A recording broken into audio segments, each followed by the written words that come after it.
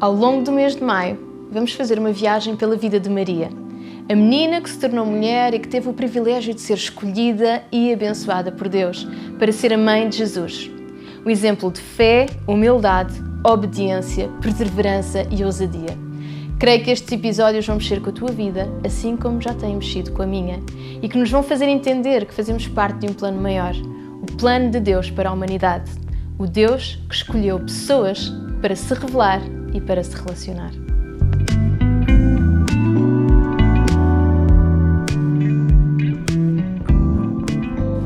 Boa noite! Bem-vindos a uma nova série das nossas noites de ensino. Um tempo onde podemos explorar e meditar na Palavra de Deus, que é a lâmpada para os nossos pés. Ela guia o nosso caminho e revela ao Pai e aproxima-nos da sua vontade. Como estamos em maio, o mês em que celebramos o Dia da Mãe e o Dia da Família, nada melhor do que conhecermos melhor a vida de Maria, a mulher que teve o privilégio de ser a mãe de Jesus. Ela é uma das personagens mais proeminentes da Bíblia e da história. Maria é uma figura muito forte, especialmente no catolicismo. É venerada na Igreja Católica por ter sido a mãe de Jesus, apelidada como Nossa Senhora, Mãe de Deus, Santíssima Virgem, Imaculada, Bem-aventurada. Para os católicos, ela é vista como mediadora. Há relatos de que tenha tido aparições a algumas pessoas e, por isso, há orações dirigidas a Maria e santuários construídos em sua homenagem, como o Santuário de Fátima, em Portugal. No nosso país, há muitas festas em honra de Maria e, inclusive, o feriado de 15 de agosto, que todos adoramos, especialmente quando calha a uma sexta-feira ou uma segunda, marca a celebração da Assunção de Nossa Senhora. A Igreja Católica defende que Maria morreu e ressuscitou, tendo ascendido aos céus, tal como Jesus. Por toda esta veneração à volta de Maria, nós, cristãos evangélicos, surgidos depois da Reforma Protestante, por vezes até evitamos falar de Maria. Existe quase como que um preconceito, para evitar cair neste culto e nesta veneração a uma mulher. No entanto, é inegável que sim, ela foi muito especial. Ela teve um privilégio ímpar, fruto do favor de Deus e da sua obediência. Ela teve o privilégio de ser parte de um plano maior, o plano de Deus para a humanidade. Para este estudo, seguimos aquelas que são as crenças da nossa Igreja e fundamentadas na Bíblia, que há um só mediador entre Deus e os homens. Em 1 Timóteo 2,5 lemos que há um só Deus e um só mediador entre Deus e os homens, Jesus Cristo, que é homem e deu a vida por todos. E assim olhamos para Maria através do seu exemplo de fé, obediência, humildade e através do privilégio de ter sido parte do plano de Deus. Assim como eu e tu podemos sê-lo hoje. Uns de uma forma, outros de outra, mediante a vontade de Deus e a nossa obediência a essa vontade. Ao longo destas 4 noites, vamos ler passagens bíblicas onde vem a referência a Maria, à sua vida, decisões, ações, ao seu caminho. Vamos explorar um pouco o enredo à volta do que lemos e explorar aplicações e princípios que inspirem a nossa própria vida e a forma como vivemos o Evangelho. Prontos para uma viagem no tempo e no espaço? Então, vamos lá. A vida de Maria vem relatada nos 4 Evangelhos, mais em Mateus e Lucas, mas há algumas referências em Marcos e João também. Maria viveu algures entre o final do século I a.C. e o início do século I d.C. Vivia na Nazaré, uma província da Galileia.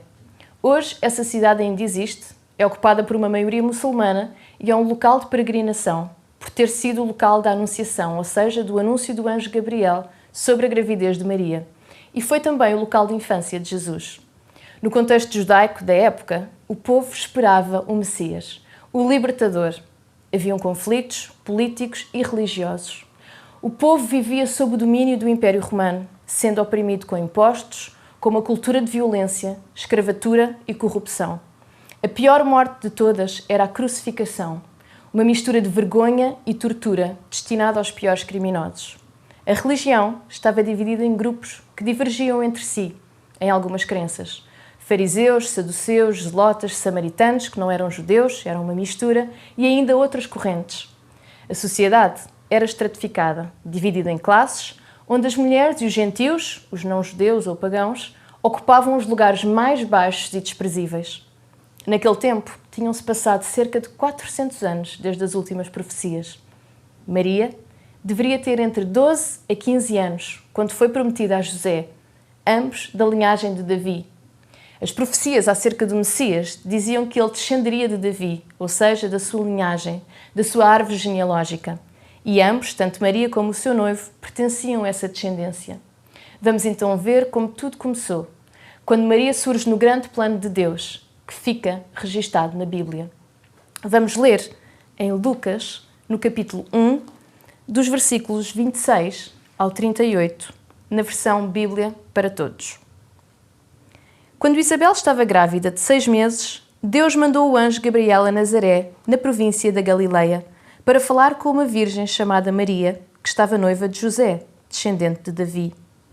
O anjo aproximou-se dela e disse-lhe: Eu te saúdo, ó escolhida de Deus. O Senhor está contigo. Maria ficou perturbada com estas palavras e perguntava a si própria o que iria dizer aquela saudação.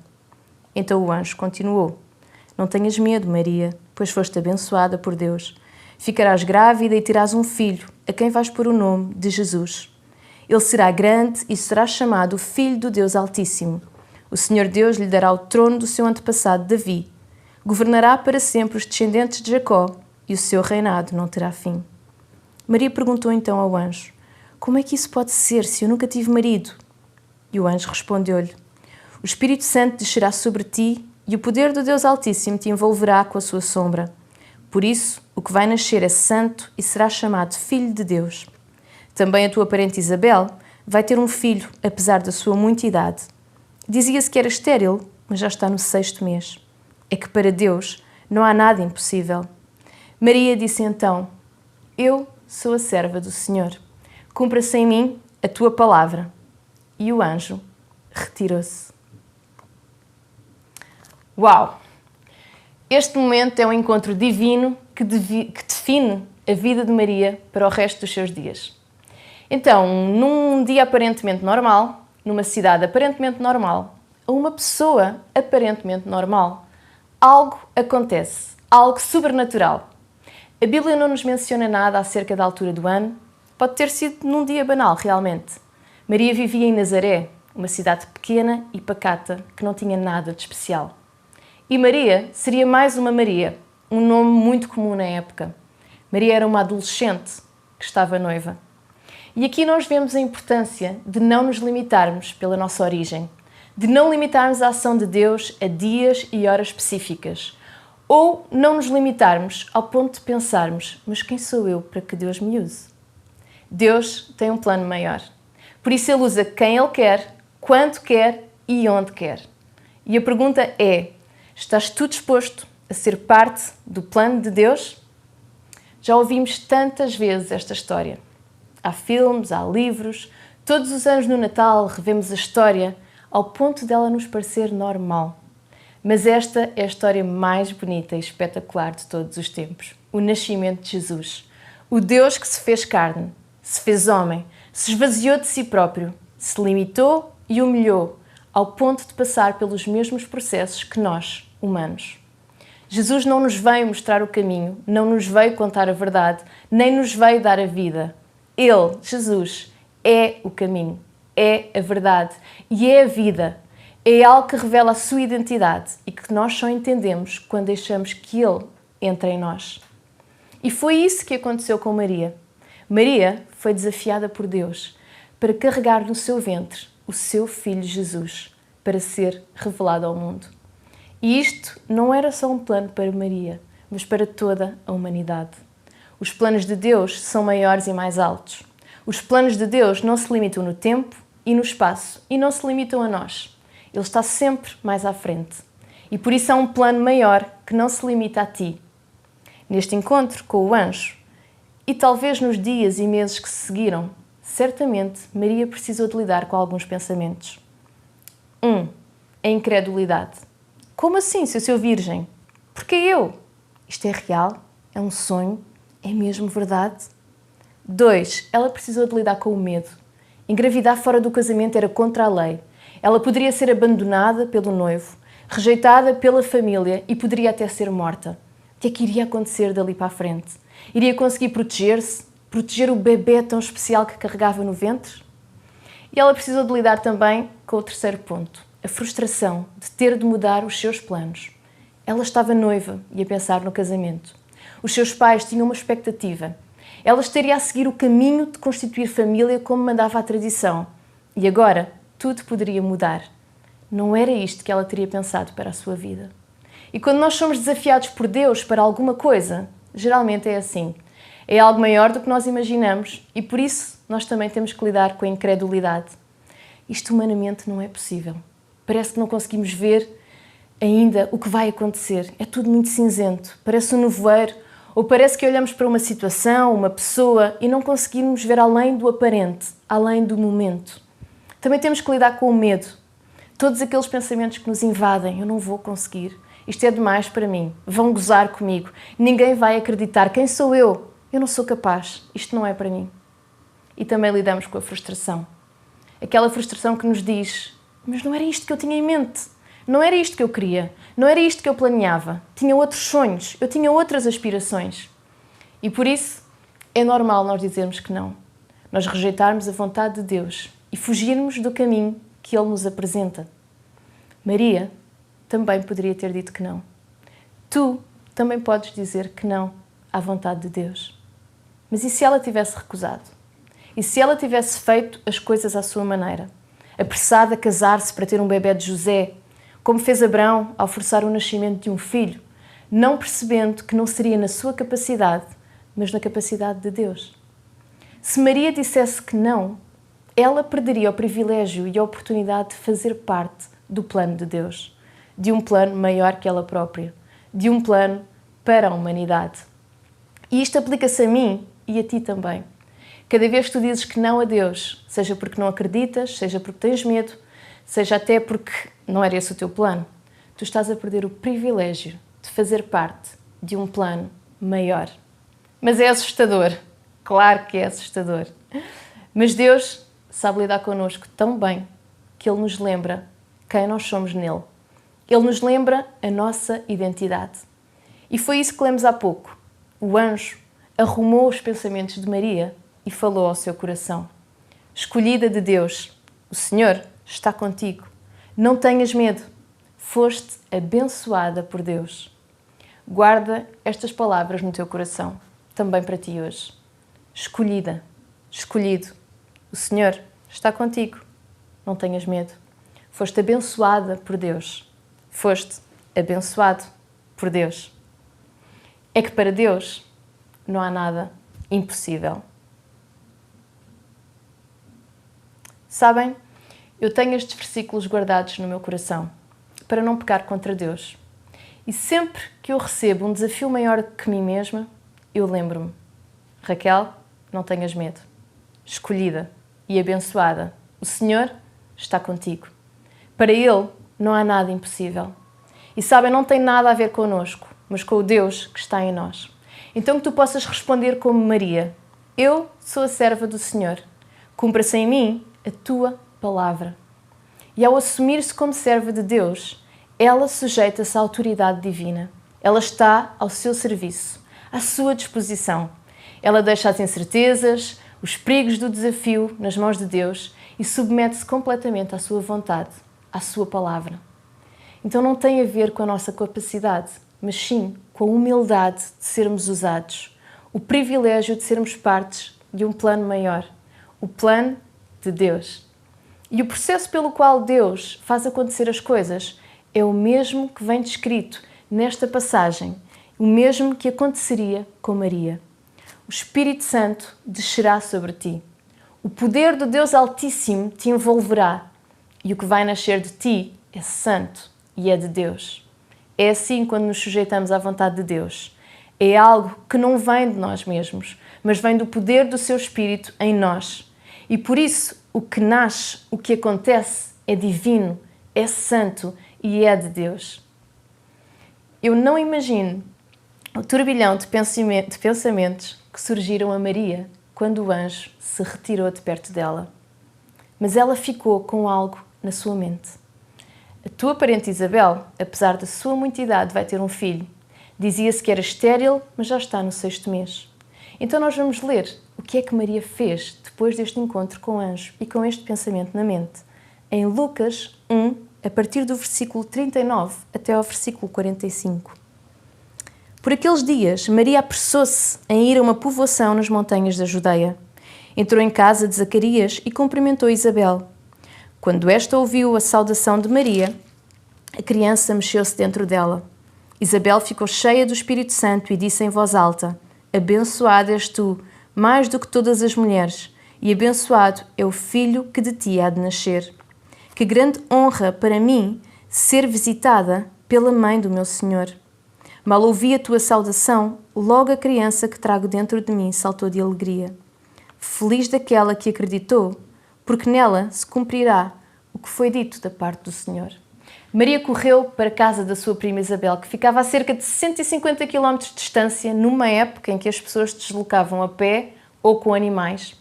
Ela deslocou-se a uma povoação que ficava nas montanhas, no alto, porque ela precisava de confirmar o que lhe tinha acontecido.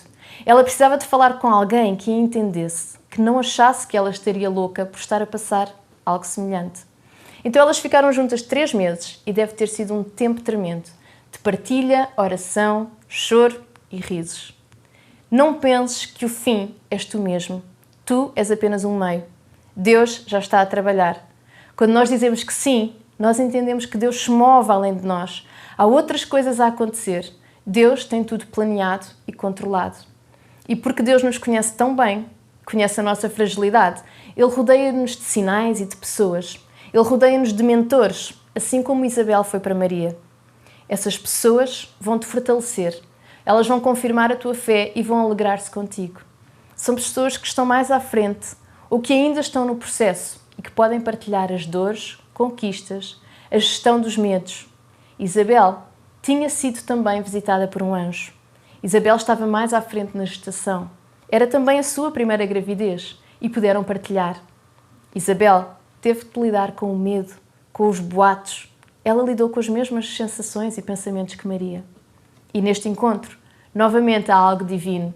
Isabel foi cheia do Espírito Santo e mesmo não sabendo que Maria estava grávida, ela teve a confirmação e a revelação no momento em que a viu. Deus revela-se em nós e entre nós. Onde ou em quem tens buscado confirmação e apoio?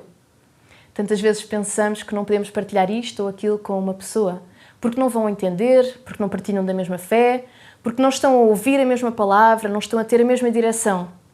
Ninguém estaria a viver o mesmo que Maria.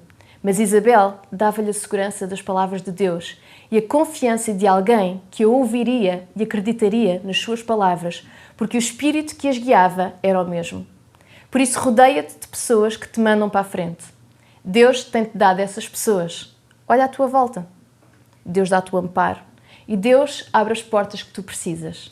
E a prova disso foi o que aconteceu, ao mesmo tempo, com outra pessoa que tem estado omissa nesta história. O noivo, José. Será que ele iria deixá-la? Expô-la perante a sociedade e as leis judaicas? Será que ele iria acreditar nela?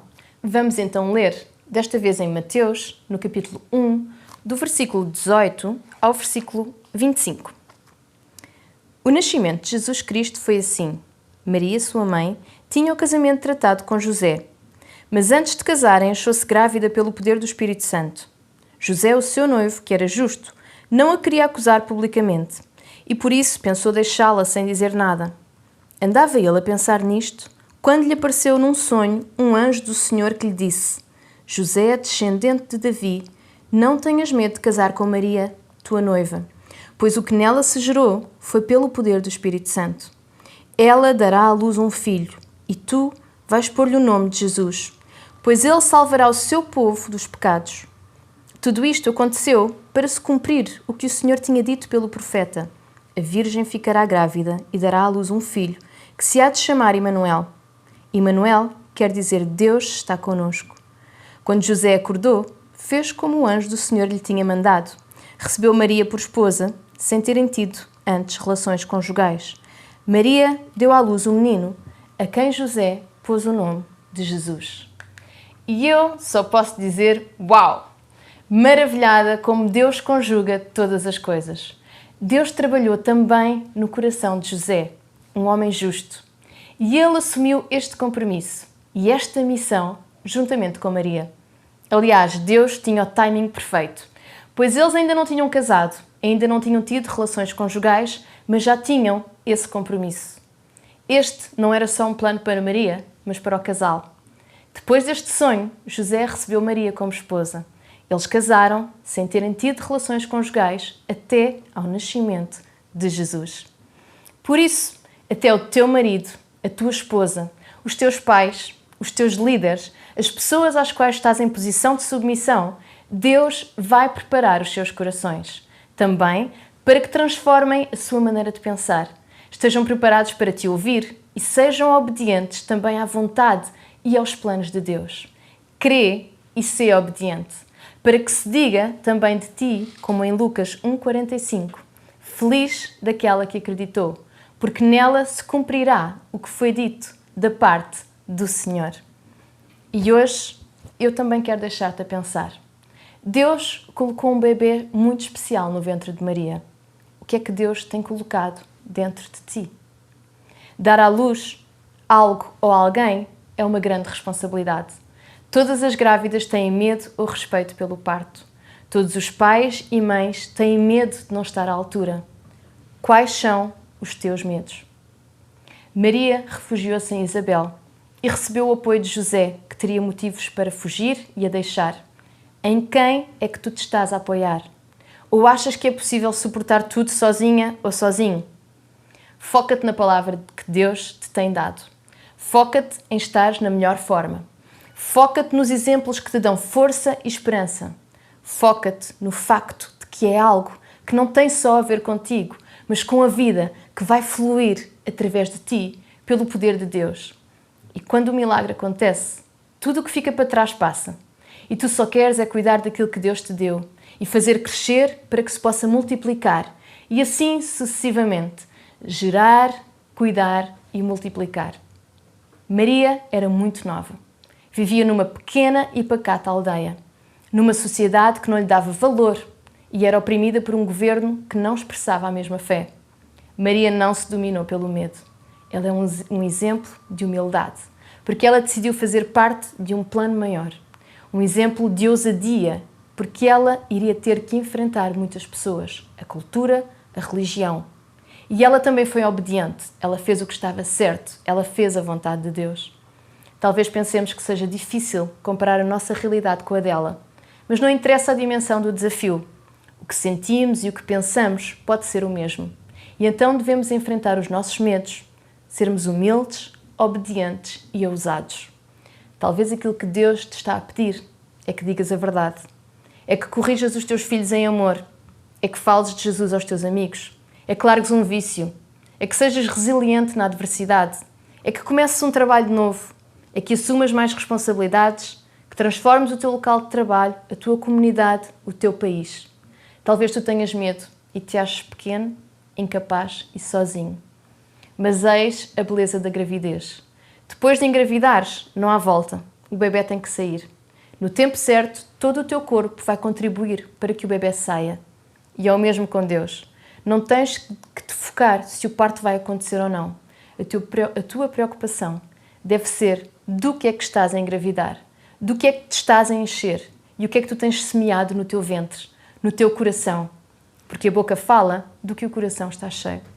Então enche-te de Deus, engravida de Deus, semeia a sua palavra no teu coração e o que vai sair de ti, tu não vais poder conter, não vais poder reter, sairá naturalmente, porque é algo maior do que tu, é algo que vai além de ti, é um plano maior e para a humanidade. É o caminho, a verdade e a vida para ti e para os que te rodeiam. O cumprimento da vontade de Deus em ti vai produzir alegria, bem-aventurança e louvor, porque o conhecimento de Deus é não só de ouvir falar, mas de ter uma relação com Ele. Com Maria foi assim. Ela teve um momento de revelação e gratidão que brotou do seu coração ao confirmar o que estava a acontecer quando se encontrou com a prima. E vamos ler agora, então, o Cântico de Maria, em Lucas 1, dos versículos 46 ao 55. Maria disse então: a minha alma celebra a grandeza do Senhor, e o meu espírito se alegrou em Deus, meu Salvador, porque ele olhou com amor para esta humilde serva. Daqui em diante, toda a gente me vai chamar ditosa, pois grandes coisas me fez o Deus poderoso. Ele é santo. Ele é sempre misericordioso para aqueles que o adoram em todas as gerações. Fez coisas grandiosas com o seu poder extraordinário. Dispersou os orgulhosos de pensamento e coração. Derrubou os poderosos dos seus tronos e exaltou os humildes. Encheu de bens os que têm fome e mandou embora os ricos de mãos vazias. Ajudou o povo de Israel que o serve, lembrando-se dele com misericórdia, conforme tinha prometido aos nossos antepassados, a Abraão e os seus descendentes para sempre. Maria ficou com Isabel cerca de 3 meses e depois voltou para casa. Este cântico é conhecido como Magnificat e é frequentemente entoado ou recitado na liturgia da Igreja. É um momento de louvor que expressa também a revelação do Espírito Santo através de Maria, contendo diversas menções a passagens do Antigo Testamento. Tu tens aquilo que o mundo precisa, a revelação visível de Cristo em ti.